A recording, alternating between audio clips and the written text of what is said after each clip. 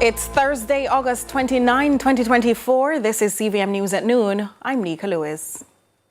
The recovery of the mutilated body of a 16-year-old schoolboy off the Trelawney coast has taken an even more bizarre turn. The local police are disputing claims of a shark attack. Investigators at this stage are citing insufficient evidence to support the claim.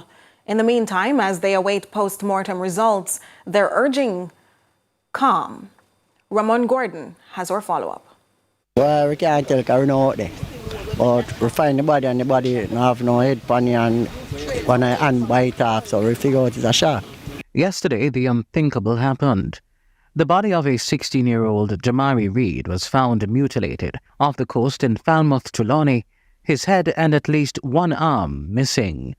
The footage was too gruesome for a newscast, with reports from the ground naming an unlikely culprit in the matter, a shark. But authorities on location are this evening challenging that narrative and urging calm amid rising anxiety. Concerns really surround the mutilation of this body, which is theorized to have been caused by sharks.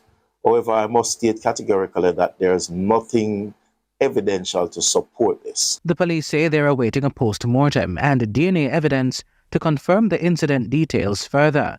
But until then, lawmen have also moved to allay yet another fear. There are also concerns that the waters along the northern coastline of the parish are unsafe for swimming. I must say again that there's absolutely no need for alarm, and there's nothing at this point to indicate that this is so.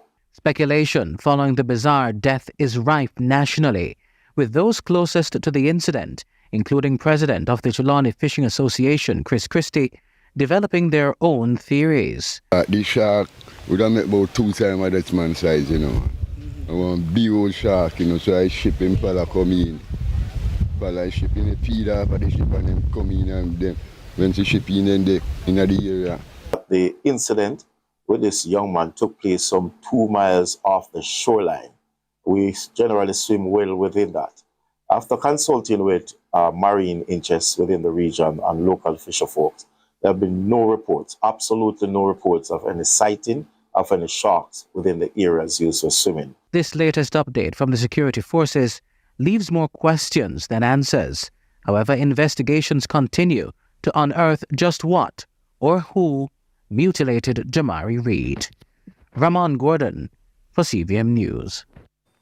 With Hurricane Beryl costing billions in damage to some of the nation's schools, the Education Ministry has had to tap into its funds in order to prepare these institutions for the new academic year in the first week of September.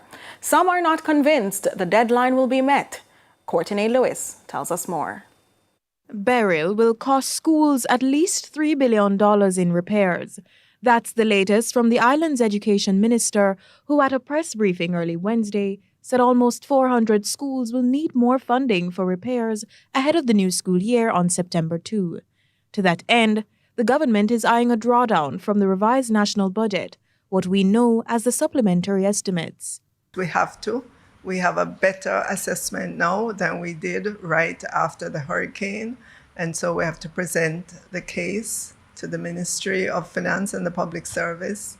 And on our side, we have to be efficient with the funds that we have that were already allocated to us, because we know it's additional burden on the national budget as a result of the hurricane. Contractors have promised near normalcy come September 2 despite high work costs. However, the minister says the repairs will happen in phases. We had to prioritize which schools got fixed and when. So as we looked at the 362 schools, we had to place them in priority groups. So priority 1 would be the severely damaged schools, 107 of those. And we know we definitely had to do the work to get those fixed in order for them to be up and ready. Despite that latest update, the opposition remains dissatisfied amid an onslaught of what they describe as unanswered questions. We need details from the ministry on the status of the schools, including the completion timeframe. Another major concern is the adequacy of the temporary spaces recommended for use while schools undergo repairs. There have been complaints about the lack of proper class separation in these makeshift facilities, which raises serious concerns for us about whether any retrofitting has been done to make these spaces functional for learning. While we focus, rightly so, on what Beryl has done, we also want to make sure those infrastructural challenges which existed before, roofs that were leaking, inadequate sanitation facilities, dilapidated classrooms, that these get priority. Despite no direct reference to infrastructure concerns outside Beryl, the minister has offered some reassurance. I know that the contractors are out there and they are pushing. They know the September 2nd deadline, and they are really, really pushing to ensure that they complete the work. Some of them have even put in double shift. They've worked on weekends. They've worked well into the night to get the schools up and ready. Courtney Lewis for CVM News. 2 justices of the peace have been decommissioned after being accused of charging fees for their services. The individuals involved are a former high school teacher and a businessman, both of whom were relatively new to their roles, having been commissioned in recent years. The Custos of Manchester Garfield Green has confirmed that the 2 men were recently brought before an ethics committee after a 2-year investigation into these allegations. We have received reports of the same persons over the past 2 years, but it has increased this year. So we have decided to see how best we can get the evidence, which we did, and those 2 JPs were brought before the ethics committee at my office. We have an ethics committee that investigates every single report about the justice of the peace. No matter how simple it is or how serious it is, they are referred to the ethics committee. And then they would make their recommendations to me as a custos. So these 2 justice of the peace, and I would say young, they're young in terms of age, young in terms of their service. It is very unfortunate that they were caught charging for services. It's difficult to get the police involved because it's not a criminal offense, so it's a challenge for them to get involved. Whereas if it were a criminal offense, they would readily set up their operations and catch people and take the necessary actions. So yes, some tougher sanctions could be brought against persons who charge. It's really bringing the office into disrepute, and we need to put a stop to it. Stay with us. CVM News at Noon continues after this break.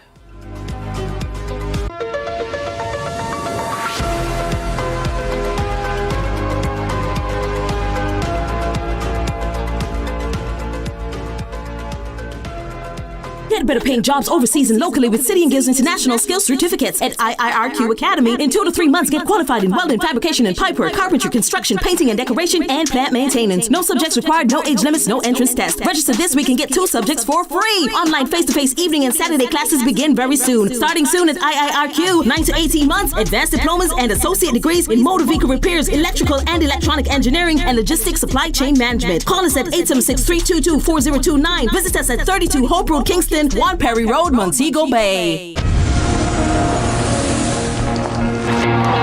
We're really excited about this year.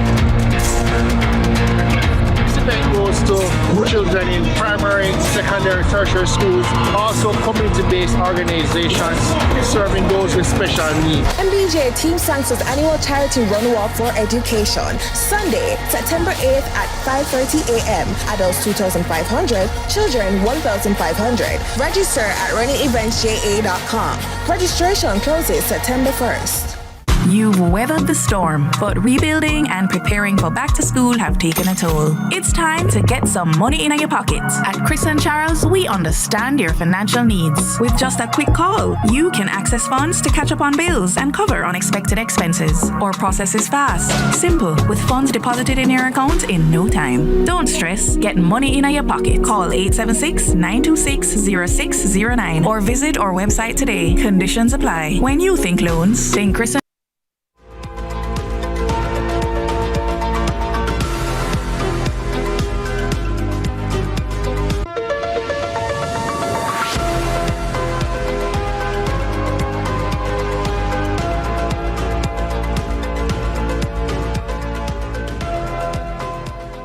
Welcome back to CVM News at Noon. It's time for our discussion segment, and we're talking about national security and crime.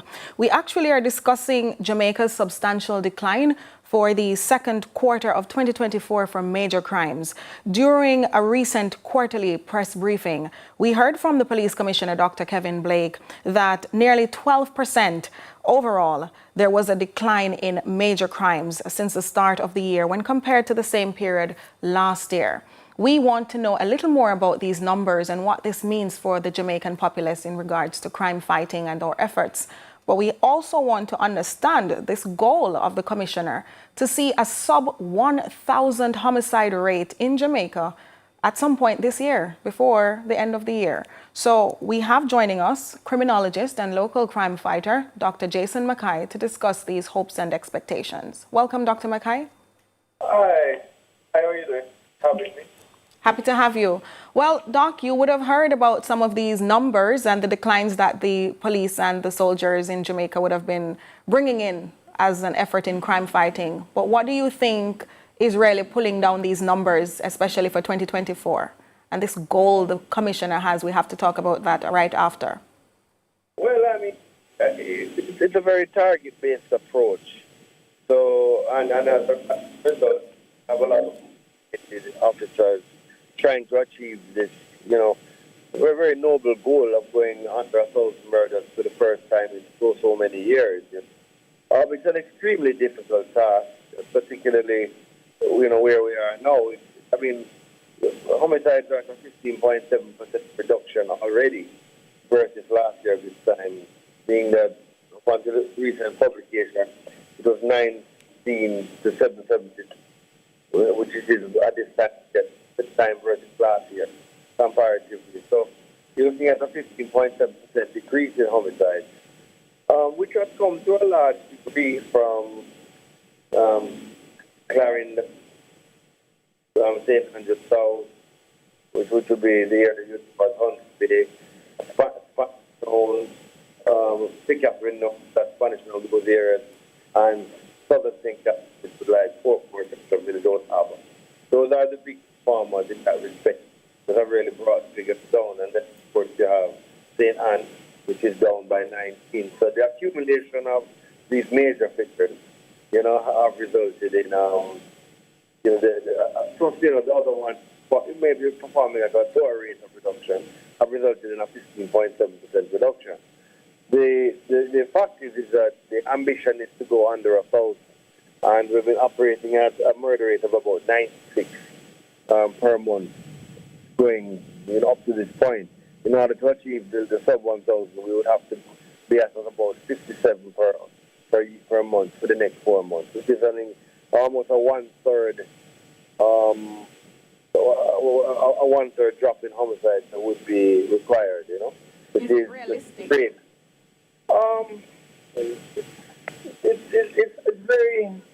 It's going to be very difficult. I wouldn't say realistic or non-realistic. I think we're at our best point in years now in terms of the force's size, the force's motivation, and the force's mobilization. Those three factors are all very high. The Commissioner of Police is extremely popular, and he's strong on motivation, motivating the human resource aspect of the force, and that is now complemented by significant resources that have been given to the force, particularly in the increase in size of the force and the army. So that is why you're seeing all of